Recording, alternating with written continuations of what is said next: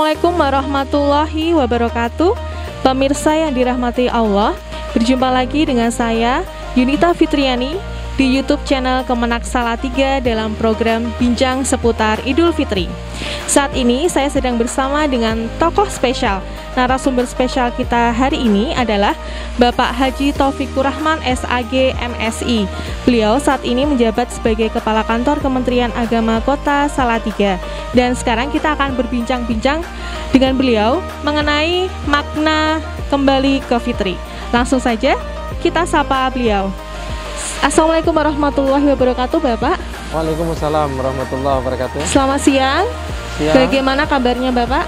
Alhamdulillah baik, Mbak Fitri. Alhamdulillah baik juga. Alhamdulillah. Semoga Bapak senantiasa diberi kesehatan oleh Allah Subhanahu wa taala. Amin amin. Oke, Bapak. Kita langsung saja ya, Bapak ya. Selama 1 bulan ini kan kita sudah melaksanakan ibadah puasa. Nah, sebenarnya apa sih makna puasa itu menurut Bapak? Makna puasa itu, puasa adalah menahan ya. Kalau secara bahasa, semua yang menahan itu berpuasa. Tetapi secara istilah itu menahan dari makan, minum, hubungan suami istri di siang hari ya. Dari mulai terbit fajar, imsak lah ya itu ya, sampai maghrib gitu. Tetapi puasa dalam terjemahan kehidupan sehari-hari, menahan diri dari sesuatu yang dilarang oleh Allah Subhanahu wa taala untuk kita lakukan. Bahkan kita menahan amarah juga ya, menahan dorongan-dorongan yang tidak baik, itu juga termasuk kita berpuasa dalam kehidupan. Kemudian terkait dengan surat Al-Baqarah ayat 183 ya, Bapak. Esensi puasa itu sebenarnya kan untuk menimbulkan pribadi yang bertakwa secara berkesinambungan setelah Ramadan ini ya, Bapak ya. Bukan untuk memunculkan orang-orang yang bertakwa, tapi lebih kepada pribadinya. Nah, bisa Bapak jelaskan esensi puasa itu dengan tujuan tatakun seperti tersebut dalam surat Al-Baqarah ayat 183 itu, Bapak? Nah, ini pertanyaan bagus ini. Para pemirsa, di ayat 183 Al-Baqarah itu kan disebutkan di situ ujung atau goalnya itu adalah la'allakum tatakun, agar bertakwa kepada Allah ya. Jadi ini proses ini dalam rangka agar senantiasa bertakwa baik sekarang maupun di masa yang akan datang. Karena itu dalam bentuk kata kerja atau kalau yang kita kenal sebagai bentuk fi'il ya. Jadi itu bukan bentuk jadi, sehingga ketika seseorang telah selesai berpuasa itu bukan terus tiba-tiba atau ujuk-ujuk jadi muttaqin ya, tetapi ini agar punya stabilitas dalam hidup, agar senantiasa bertakwa kepada Allah. Karena bentuknya di situ adalah bentuk fi'il ya, la'allakum tattaqun. Jadi bunyi ayatnya itu agar senantiasa bertakwa dan senantiasa bertakwa baik sekarang maupun di masa yang akan datang. Jadi itu yang kita istilahkan lil mustaqbal ya, lil istiqbal begitu ya, untuk masa yang akan datang juga. Berarti diharapkan nanti ke depannya setelah Ramadan selesai kita tetap menjadi orang yang bertakwa ya, Bapak. Senantiasa bertakwa melaksanakan ibadah seperti sebelumnya, baik di bulan Ramadan ataupun di luar bulan Ramadan itu sendiri, Bapak. Kemudian terkait dengan makna Idul Fitri, Bapak, bisa dijelaskan apa sih Idul Fitri itu sebenarnya, Bapak? Idul Fitri itu terdiri dari kata Id dan Al-Fitri. Id itu kembali ya. Kemudian Fitri itu punya makna, beberapa makna ya. Kalau secara bahasa Idul Fitri itu adalah kembali kita ini berbuka atau makan begitu ya. Itu secara bahasa ya. Tetapi Idul Fitri itu sebetulnya ada 3 pengertian. Setiap kata yang dibentuk dari kata fatoro itu ada 3 ya. Yang pertama itu bermakna makan. Makanya di Idul Fitri itu sebetulnya kan setelah 1 bulan Ramadan kita menahan makan di siang hari, di Idul Fitri itu ya kita makan justru ya, karena itu fatoro ya. bermakna makan.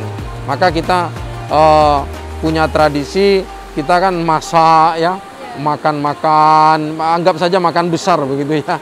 Nah, kemudian yang kedua itu kata yang dibentuk dari kata fatara itu mempunyai makna membuahkan hasil.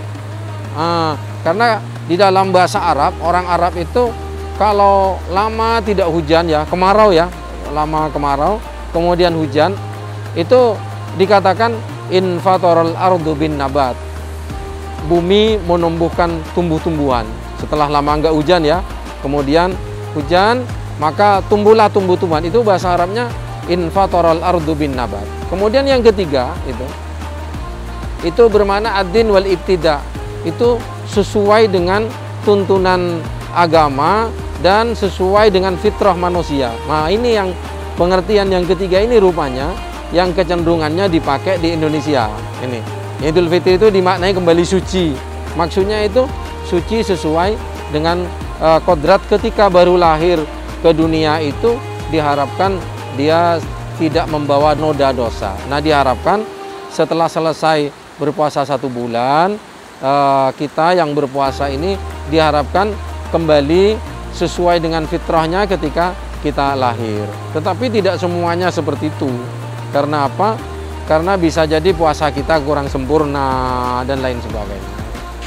Baik, berarti ada 3 pemaknaan Idul Fitri itu sendiri ya Bapak. Yang pertama adalah makan, kemudian yang kedua membuahkan hasil atau mengunduh, dan yang ketiga kembali kepada suci itu sendiri, menjadi pribadi yang baru. Ya, yang Bapak? membuahkan hasil itu saya tambahkan sedikit. Yang poin Iya, kedua Bapak, ya. boleh ya. Jadi buah dari puasa itu ini mestinya yang menjadi dambaan kita semua ya. Buahnya itu apa? Disiplin. Kita kan disiplin mulai sahur ya, disiplin berbuka. Artinya kalau belum waktunya kan tidak boleh.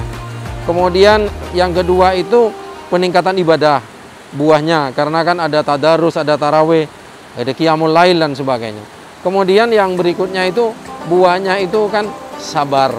Kan orang berpuasa itu kan dilarang marah-marah. Nah, kemudian yang berikutnya itu kemampuan daya tahan untuk punya daya tahan diri untuk tidak tergoda. Nah, itu kan yang disebut dengan buah dari al-imsak ya, dari menahan. Jadi buahnya banyak sekali itu. Nah, maka diharapkan setelah puasa Ramadan 1 bulan, begitu masuk di Idul Fitri, kita mendapatkan buah-buah itu. Dan tentunya kita lebih bersemangat juga ya Bapak ya, melaksanakan ibadah setelah bulan Ramadan selesai. Nah, kemudian esensi itu sendiri apa Bapak? Esensi dari Idul Fitri sendiri itu apa? Nah, esensinya dari Idul Fitri itu kita kembali untuk melakukan hal-hal yang sesuai dengan fitrah kita setelah digembleng selama 1 bulan Ramadan. Itu sebetulnya esensinya. Makanya Idul Fitri itu bukan milik orang yang pakai baju baru.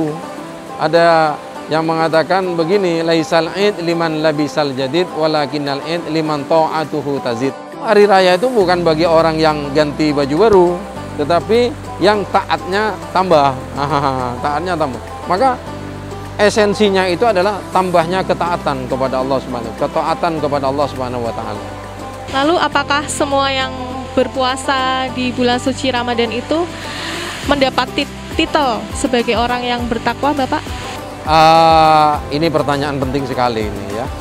Jadi kan orang yang berpuasa itu macam-macam. Ada yang puasanya sempurna, ada yang puasanya bolong-bolong. Tapi ketika Idul Fitri kan bareng-bareng.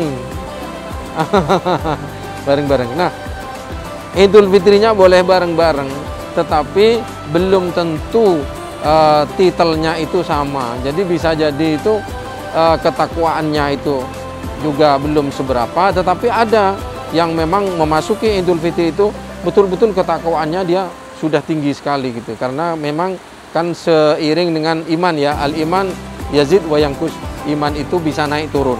Nah, sehingga pada saat Idul Fitri itu bisa jadi ada orang yang walaupun sudah ditempa Ramadan 1 bulan itu dia tetap biasa-biasa saja, tetapi ada yang memang orang-orang tertentu yang istimewa, yang ketaatannya itu bertambah pada saat Idul Fitri itu, dan seterusnya tentunya gitu ya, sehingga bisa dikatakan dalam tanda kurung dia itu mencapai derajat-derajat orang yang bertakwa gitu.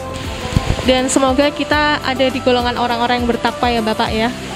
Oke, selanjutnya terkait dengan Idul Fitri Bapak, kalau di Indonesia itu kan tidak terlepas dari malam takbir atau opor ayam, terus juga tradisi angpau. Juga tidak kalah juga yang menarik adalah tradisi sungkem atau maaf-maafan. Nah, apa sih Bapak hubungannya tradisi maaf-maafan itu dengan puasa yang kita jalankan 1 bulan penuh itu dengan Hari Raya Idul Fitri Bapak? Jadi puasa yang 1 bulan itu kita lakukan, kemudian pada saat Idul Fitri kita itu berhari raya, itu kita sempurnakan dengan saling memaafkan, karena itu bagian dari ciri-ciri orang yang bertakwa. Wal afina aninnas, itu salah satu ciri orang yang bertakwa itu adalah suka memaafkan orang. Rata-rata kita itu kan senengnya minta maaf ya, tetapi susah memberi maaf. Nah, ini yang berat memang memberi maaf. Makanya itu ada tradisi saling berkunjung kemudian minta maaf ya, dan yang dimintai maaf juga dengan senang hati memberi maaf. Ini adalah bagian untuk menyempurnakan ibadah puasa kita agar diterima oleh Allah Subhanahu wa Ta'ala. Tapi di saat seperti ini juga harus kita sikapi dengan bijak ya, di saat pandemi seperti ini. Jadi bukan sekedar tradisi saja ya Bapak, tapi ada filosofi di balik tradisi sungkem itu sendiri. Ya, dan bahkan itu bagian dari ajaran agama. Dan merupakan bagian dari orang-orang yang bertakwa dan beriman juga Bapak. Kemudian arti dari kalimat taqabbalallahu minna wa minkum itu apa Bapak? Dan kenapa ucapan tersebut hanya diucapkan pada saat Hari Raya Idul Fitri? Kenapa kita tidak mengucapkan kalimat tersebut pada saat Hari Raya Idul Adha dan yang lain sebagainya Bapak? Ini pertanyaan menarik, karena ini salah kaprah. Jadi taqabbalallahu minna wa minkum itu terus dimaknai mohon maaf lahir batin. Bahkan minal aidin wal faizin itu juga dimaknai mohon maaf lahir batin. Nah, ini penting sekali. Iya, penting sekali Bapak. Mungkin bisa dijelaskan. Baik, saya jelaskan ya. Taqabbalallahu minna wa minkum itu semoga Allah menerima amal ibadah kita, termasuk amal ibadah puasa, baik amal ibadah kita maupun amal ibadahnya orang yang sedang kita doakan di depan kita. Jadi taqabbalallahu minna, semoga Allah menerima amal ibadah kami, wa minkum, dan amal ibadah Anda semua. Taqabbal ya karim. Nah, ini penting. Kenapa ini diucapkan khas pada saat Hari Raya Idul Fitri? Karena kita kan baru saja melaksanakan ibadah puasa 1 bulan ya.